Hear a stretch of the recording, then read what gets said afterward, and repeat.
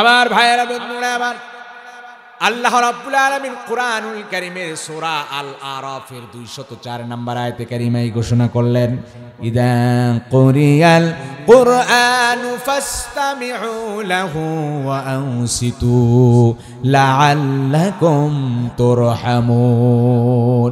আল্লাহ রাব্বুল আলামিন ডেকে বলেন, যখন কুরআনুল কারীম তেলাওয়াত করা হয়, এই কোরআনটা গভীর মনোযোগ দিয়ে তোমরা শুনতে থাকো আর তোমরা নীরব নিস্তব্ধ হয়ে যাও। এই কোরআন যদি গভীর মনোযোগ দিয়ে শুনে, কোরআন যদি ঘরের ভিতরে পাঠ করা হয়, ঘরের মানুষগুলো যখন কোরআন শুনে, কোরআন পড়ে, আমার আল্লাহ রাব্বুল আলামিন বলেন তোমাদের উপর আসমান থেকে রহমত নাজিল হয়ে যায়। এই জন্য ঘরের ভেতরে অশান্তি, ঘরের মানুষের ভেতরে শান্তি নাই, স্বামী আর স্ত্রী ঝগড়া ঝাঁটি সারাদিন লেগেই থাকে। ও বন্ধু, জানো না কেন ঘরের ভিতরে অশান্তি? ও বন্ধু, আল্লাহর কোরআনটা ঘরের ভিতরে ঢুকায় দেন। আল্লাহ রাব্বুল আলামিন ডাক দিয়ে বলেন, মান আরাদা যিকরি ফাইন্না লাহু মাঈশাতান দানকা।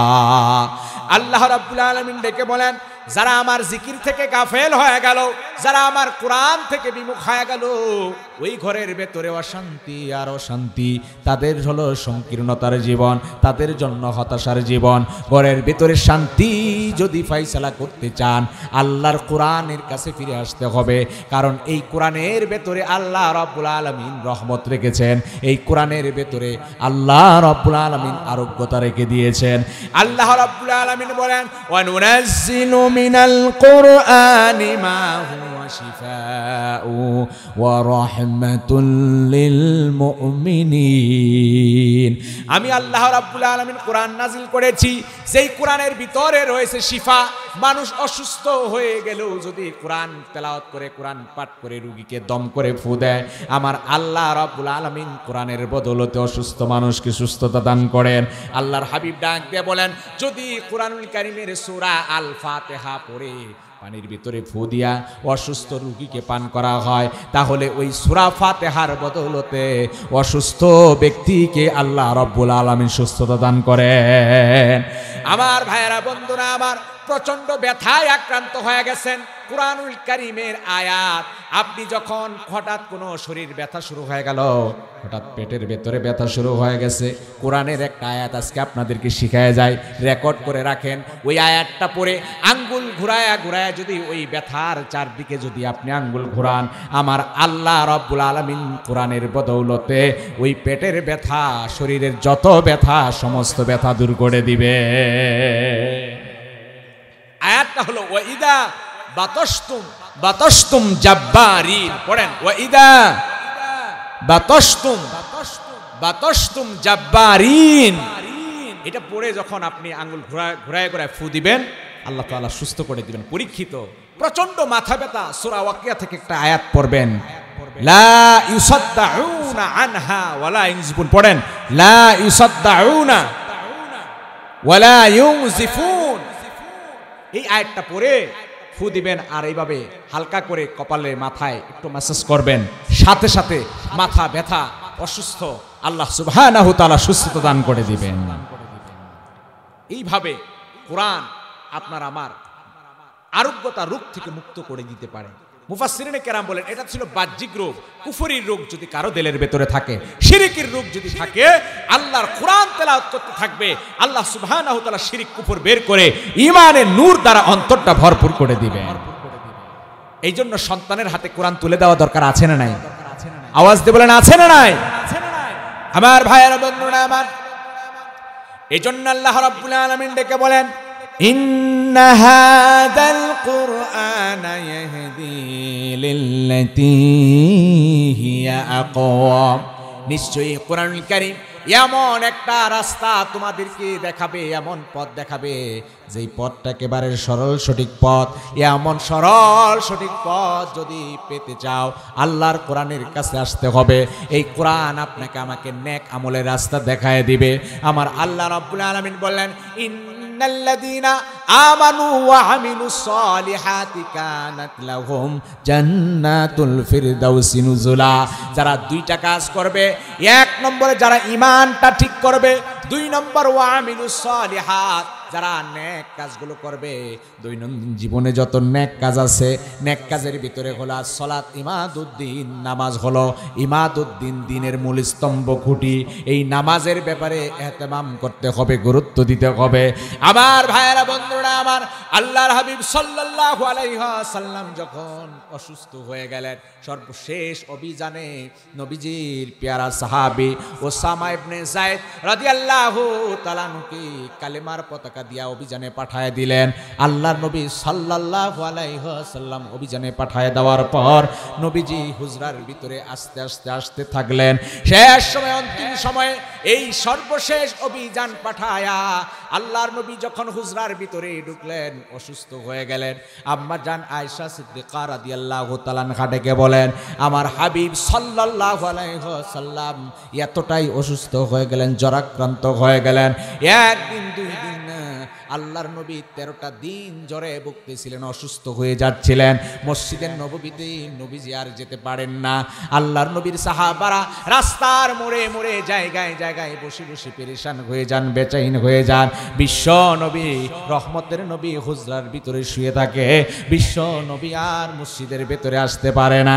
আমার ভাইয়েরা, বন্ধুরা আমার, আল্লাহর নবীর সাহাবী হযরত আব্বাস রাদিয়াল্লাহু তাআলা আনহু, বড় বড় সাহাবীরা মিলে গেলেন হুজরার ভিতরে, ডেকে বলেন, ইয়া রাসূলুল্লাহ, ইয়া হাবিবাল্লাহ, আপনার সাহাবারা বড় পেরেশান হয়ে গেছে, বেচাইন হয়ে গেছে, আপনি আর মসজিদের নববীতে আপনি যান না, আপনার সাহাবারা বড় অস্থির হয়ে গেছে।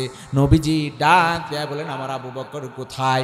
আল্লাহর নবীর বয়োজ্যেষ্ঠ সাহাবী হযরত আবু বকর সিদ্দিক রাদিয়াল্লাহু তাআলা আনহুকে ডেকে আনা হলো। হযরত আব্বাস রাদিয়াল্লাহু তাআলা কাদের উপর ভর করে, আবু বকর সিদ্দিক রাদিয়াল্লাহু তাআলা আনহুর কাদের উপর ভর করে পাটা হেস্টাইয়া হেস্টাইয়া নবীজি মসজিদে নববীর মেম্বারের ভিতরে গিয়ে বসলেন।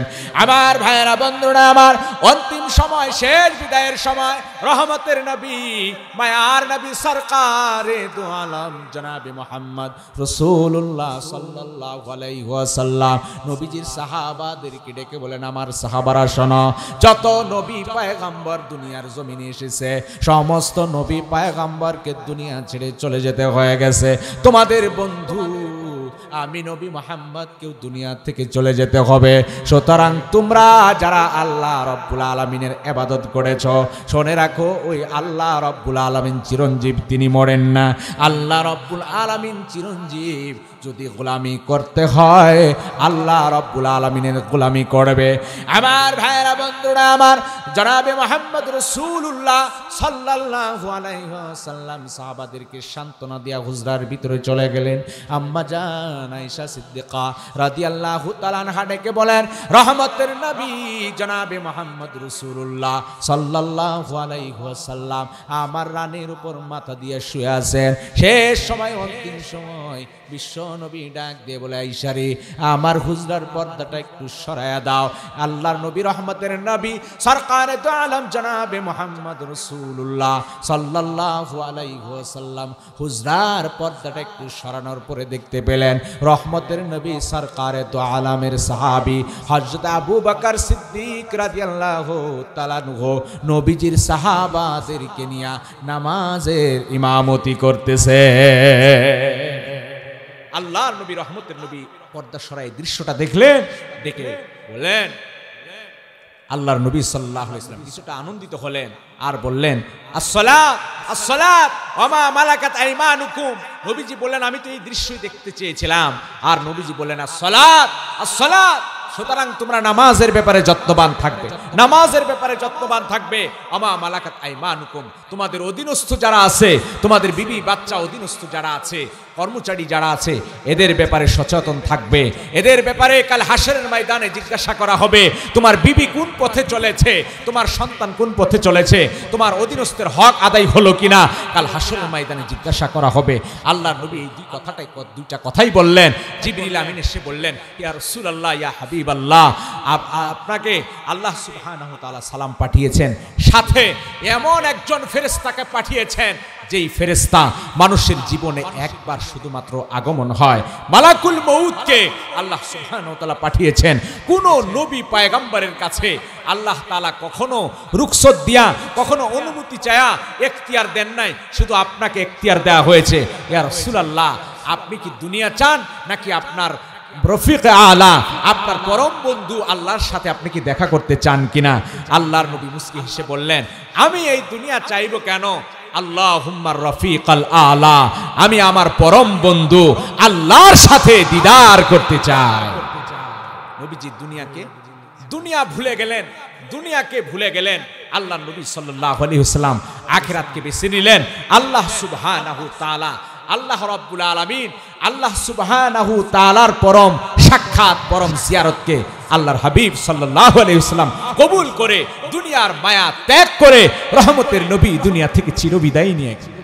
আমার ভাইরা, সেই নবী, মায়ার নবী, রহমতের নবী, সরকারে দু আলম জনাবে মুহাম্মদ রাসূলুল্লাহ সাল্লাল্লাহু আলাইহি ওয়াসাল্লাম শেষ সময় নামাজের কথা বললেন। যত আমল আছে, নারী হোক পুরুষ হোক, প্রত্যেককে এই নামাজের ব্যাপারে ইহতিমাম করতে হবে। কথা বলেন ঠিক কিনা? নামাজের ব্যাপারে গুরুত্ব দিতে হবে আমার ভাইরা। সাথে সাথে যত রাসূলুল্লাহ সাল্লাল্লাহু আলাইহি ওয়াসাল্লামের যত সুন্নত আছে, প্রত্যেকটা সুন্নত অক্ষরে অক্ষরে পালন করতে হবে। আমাদের দৈনন্দিন জীবনে যতগুলো সুন্নাহ আছে, সমস্ত সুন্নাতগুলো পালন করতে হবে।